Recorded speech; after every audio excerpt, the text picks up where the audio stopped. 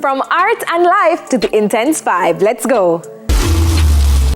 Big up to the amazing athletes who brought home 12 medals from the World Champs. Good job, guys. Chris Breezy in the ghetto. Best soundbite ever. Chris Brown and Sean Kingston headed to Tivoli to shoot scenes for a music video. The residents of Tivoli said they didn't need no sky view when he's right there in their backyard. Lucky Uno. Jealous?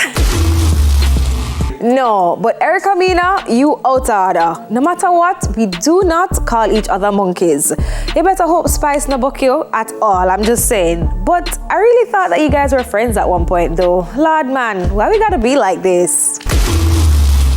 Malidon has been cleared of rape allegations in Barbados.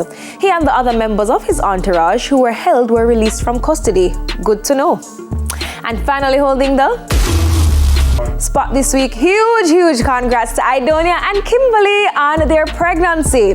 So he announced it on stage at the concert on Sunday and the crowd erupted. From 2019 when we came for Dede, you want it done in a real life. So therefore always show me love and appreciation.